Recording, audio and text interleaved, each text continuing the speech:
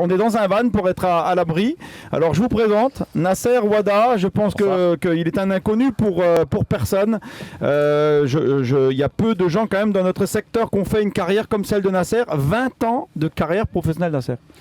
Ouais, ça fait pas mal d'années, beaucoup de sacrifices comme je le disais en préambule, et c'est vrai que c'est une fierté aujourd'hui et c'est toujours un plaisir de revenir dans la région. On a toujours suivi ces équipes qui sont Sarreguemines, Forbach. Moi j'ai été à Merlebach quand j'étais plus petit, mais c'est vraiment un plaisir d'être là, d'être parmi vous et de pouvoir voir ce match. Malheureusement, je porte pas chance jusqu'à maintenant. Il reste encore une mi-temps et j'ose espérer que ça aille mieux en deuxième mi-temps. Alors oui, il faut l'espérer. Je vais remettre juste ton micro, Nasser, pour qu'on t'entende de bien. Nasser, que deviens-tu, j'ai envie de dire? Alors j'habite à Montpellier, j'ai fait ma vie là-bas depuis que j'ai évolué au sein du MHSS, donc l'équipe de Montpellier avec notre ami Loulou Nicolin. J'ai ma vie là-bas, j'ai ma femme et mes enfants qui sont là-bas et je remonte souvent voir ma famille qui habite toujours à Faerbergsviller. Et puis ça me permet aussi de revenir voir de temps en temps, comme là aujourd'hui, voir un match comme ça de Sarreguemines qui me fait plaisir. Grâce à ton invitation, Dan, je t'en remercie encore une fois, ça m'a fait énormément plaisir et j'en suis très flatté. Donc voilà, et puis après on essaye de faire un petit peu des choses dans l'immobilier avec les frères pour pouvoir aussi un petit peu à un moment donné, j'espère un jour pouvoir assurer leur avenir aussi. Alors ça c'est très appréciable, je connais bien ton frère Mohamed, tu le sais, qui nous aide beaucoup au Sarreguemines Football Club parce qu'on est novice dans le recrutement et son œil averti mais très très précieux et j'apprécie cette forme de solidarité chez les Ouada, hein. C'est un peu comme ça qu'on peut appeler ça. Ouais, on est très très très proches. Alors j'ai trois frères, donc Ouada Missoum qui pour les fervents amateurs de football de la région Lorraine doivent connaître, il a quand même joué à Marino, à Merlebach, à Forbach en 3e division, donc il a souvent joué Sarreguemines aussi. Mon frère Momo qui est aujourd'hui recruteur à Nancy, qui a un poste important, et donc mon grand frère qui aujourd'hui c'est lui qui a un petit peu chapeauté toute ma carrière, qui a un petit peu mis le protecteur un petit peu et la tête pensante de la famille, et ma sœur qui est une férue de football mais à son niveau, qui a toujours été derrière nous, et donc c'est un petit peu la sagesse.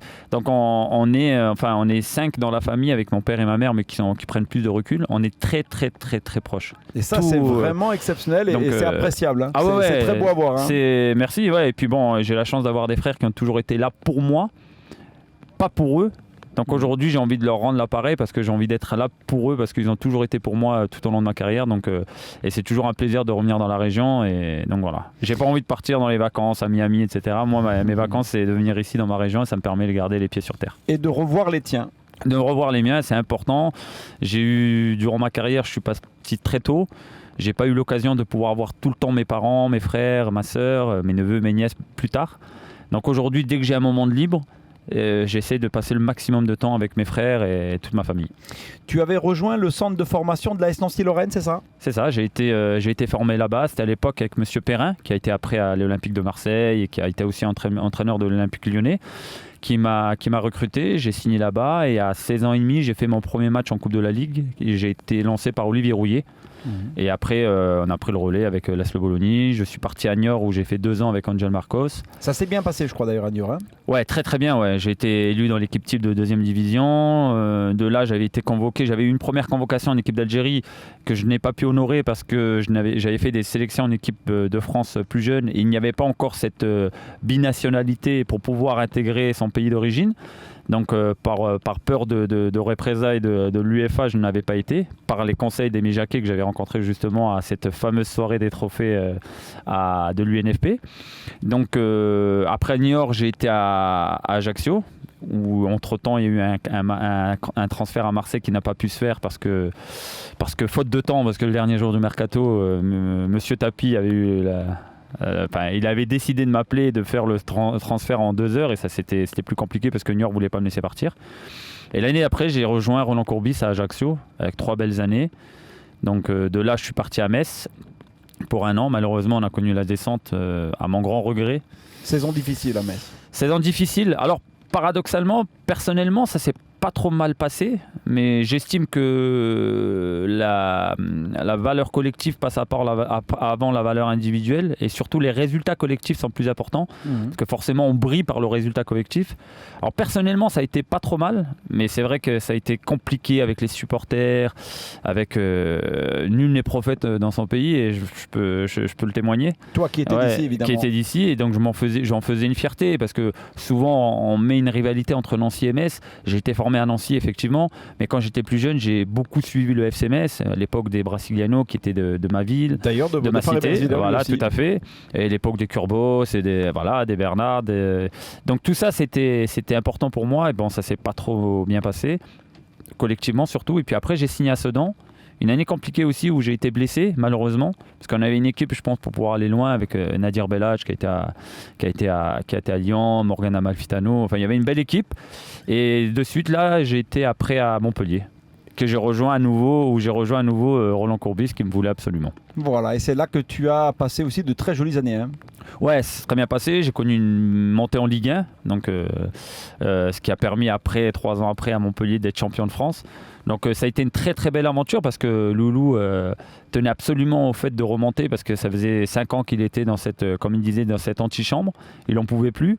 Donc ça a été un match exceptionnel, parce que ça a été un match épique sur la dernière journée où on a rencontré Strasbourg. C'était celui qui gagne passé, et match nul, Strasbourg y allait en Ligue 1. Et on menait 2-1 et à 3 minutes de la fin, 1 contre 1, Kandja Traoré qui était à Sochaux après ici, loupe sa frappe. Notre gardien plutôt, qui est Jourdain aujourd'hui, qui est toujours à Montpellier, l'arrête. Et devant 33 000 spectateurs, on a pu fêter notre montée en Ligue 1. C'était assez extraordinaire. Si tu devais n'en retenir qu'un, Nasser, match de football dans ta vie, c'est celui-là ? Je pense que, alors, il y a celui-là. Après, j'en ai connu d'autres, des montées avec Nancy, donc ça a été aussi assez exceptionnel, parce qu'on a eu une année où on a été pratiquement que des jeunes du centre de formation, et on a réussi à remonter en Ligue 1 avec Sébastien Chemel, Christophe Bastien et d'autres. Mais s'il y a un match qui m'a vraiment marqué, c'est un match avec Ajaccio où on gagne à Marseille, où il y avait 60 000 spectateurs, et les 60 000 spectateurs sifflaient parce qu'on menait 2-0, alors que nous on jouait le maintien et eux jouaient pour la qualification en Ligue des Champions.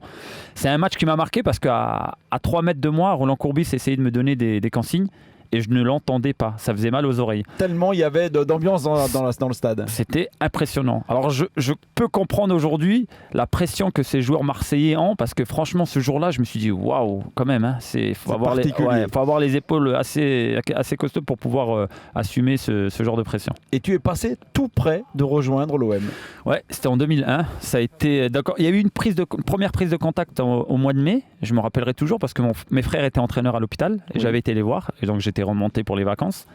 Et je reçois un coup de fil, donc avec un appel anonyme. Donc je réponds, parce que en règle générale je fais pas la star, je réponds même si c'est un appel anonyme, on sait jamais. Et là c'est au bout du fil, on me dit Bernard Tapie, bonjour. Donc je crois que c'est un gag, un canular. Et à l'arrivée, il me dit non. Et il était avec Monsieur Khalifa, qui était à l'époque sponsor principal de l'OM, et qui tenait absolument à avoir des joueurs maghrébins. Et comme je venais d'une saison où j'avais eu le vent en poupe à Niort, il voulait absolument que j'intègre l'effectif marseillais. Donc forcément, moi, ça a été une grande joie, une grande surprise. D'autant plus que le lendemain, dans l'équipe, il y avait un gros titre qui m'annonçait quasiment sûr à Marseille. Et à partir de ce moment-là, il y a eu une guéguerre entre Tapie et Monsieur Dubiton, qui était à l'époque aussi un personnage très fort de l'OM. Donc ça a fait traîner les choses. Donc j'ai commencé la saison avec Niort. Alors malheureusement ou heureusement, on a fait un très très beau début de saison. On était 2e fin août. Et là, Marseille est revenu à la charge. Le problème, c'est que le président avait changé d'avis. Et comme il avait envie de créer la surprise, de pouvoir remonter en Ligue 1, d'autant plus que l'année avant, on avait terminé 4e, donc au pied du podium. Donc il s'est dit pourquoi pas. Donc il a fait monter les enchères. Et le problème, c'est qu'à un moment donné, tout le monde s'y est retrouvé, Marseille, Niort. Mais le problème, c'est que j'étais le dindon de la farce, donc j'ai mis mon veto. Et j'ai terminé ma saison à Niort, et où j'ai fait une belle saison, parce que j'avais terminé avec 11 buts et une dizaine de passes décisives. Et c'est là que Ajaccio, avec Courbis, qui a fait le nécessaire et a fait l'effort pour pouvoir me récupérer. Voilà, si on devait retenir le nom d'un entraîneur dans ta carrière, Nasser. Waouh, un seul. Tu peux nous en citer plusieurs, mais quel est ton favori? Alors, je vais en donner 2. Un, ce qui m'a permis de me révéler vraiment au monde professionnel, de vraiment m'affirmer, d'être le patron de l'équipe, c'est Angel Marcos à Niort. Parce qu'il m'a vraiment mis le pied à l'étrier et puis m'a mis une confiance totale qui me permettait de jouer l'esprit libéré. Et le deuxième, c'est Roland Courbis qui m'a permis d'être un métronome, mais cette fois-ci en Ligue 1. De côtoyer des joueurs au plus haut niveau. Voilà. Et ça m'a permis d'avoir sur des matchs, certains matchs, d'avoir des compliments de joueurs comme Juninho ou Diarra ou Essien. Donc quand ces joueurs-là vous complimentent sur le match qu'on fait quand on est en phase 2. Donc voilà, c'est cet entraîneur-là qui m'a permis de côtoyer un petit peu vraiment le très très haut niveau et d'être performant surtout. Que des très grands noms, Nasser. C'est très agréable pour nous d'entendre ça. Alors, on a à nous aussi au club un joueur qui a rejoint l'effectif sargueminois, qui est Eric Asli. Je pense que tu l'as côtoyé dans ta carrière. Alors je ne l'ai pas trop côtoyé parce qu'au début de sa carrière, il n'a pas trop joué, etc. Donc après, je sais qu'il est parti, il a beaucoup bourlingué, il a été en Suisse, après il a été aux États-Unis, mais je connais parce que c'est un enfant de la région. Donc tout joueur de la région qui réussit, tout à fait. Je suis un petit peu avec beaucoup de joie et de sympathie. Donc je connais, j'ai même vu ses exploits en MLS. Il a mis quelques buts qui sont restés assez aujourd'hui, c'est des purs chefs-d'œuvre mémorables.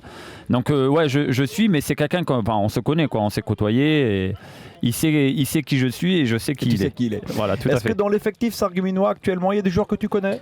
Alors Idaza, qui a côtoyé mon neveu qui est aujourd'hui joueur à Sarre-Union. Tout à fait. Mehdi. Ils ont joué ensemble, c'est ça? Il me semble qu'ils ont joué ensemble. Donc après, je connais un petit peu parce que mon frère Momo, forcément, m'en parle assez souvent. On parle souvent de toi, Dan, évidemment, et puis de l'équipe. Donc il y a des noms qui me reviennent, comme Mbarki, etc. Donc c'est des joueurs le capitaine, qui est Metin Carayer, exactement, voilà. Qui me rappelle souvent parce que ça m'a tilté parce qu'il a le même nom, quasiment le même nom que l'entraîneur du handball de Montpellier. De Montpellier, c'est ça. Ouais. Donc ça me tiltait. Donc je connais un petit peu les joueurs. Et puis quand il y a une équipe qui arrive un petit peu au niveau national, que ça soit Sarreguemines, que ça soit Forbach, etc. J'ai toujours cette manie.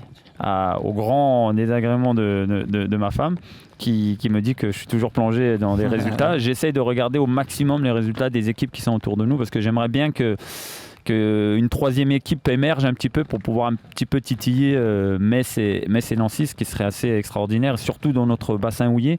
Ça serait bien qu'il y ait une équipe qui émerge. Donc le plus grand mal que je souhaite, c'est que ça soit un jour, ça soit Sarreguemines, cette équipe-là. Ça serait formidable. Tu as des échos sur le fonctionnement du Sarreguemines Football Club, sur l'évolution du club? Non, alors à vrai dire, non, aucune. Même si j'ai suivi cette magnifique épopée en Coupe de France cette année et j'étais très déçu de cette élimination à Granville. Bon, on peut s'apercevoir qu'aujourd'hui, ils n'ont pas été éliminés par n'importe qui parce que j'ai vu leur match contre Bourg-en-Bresse. Et ça reste quand même une très très belle équipe. Très belle équipe qui n'a rien à faire en CFA. Et il y a même deux joueurs que j'ai côtoyés à Istres en Ligue 2 qui ont fait des matchs en Ligue 2. Unterreiner qui a marqué justement sur le dernier match contre Bourg-en-Bresse. Oui. C'est des joueurs que j'ai côtoyés. Galon qui est l'entraîneur qui était avec moi à l'époque, qui a été un ancien joueur, qui a joué contre qui j'ai joué et qui était avec moi à Istres. Donc c'est des gens qui ont quand même côtoyé le milieu pro. Donc voilà. Aujourd'hui, sur le coup, vous auriez pu être déçus, mais quand vous regardez après coup, vous vous dites quand même que vous êtes tombé contre une belle équipe qui peut encore faire un exploit en quart de finale. Contre l'OM. Contre l'OM, parce que l'OM, s'ils font jouer une équipe bis, ils peuvent leur poser des soucis et Trélissac l'a très bien démontré au stade Chaban-Delmas à Bordeaux. On en a rêvé et c'est Granville qui l'a fait.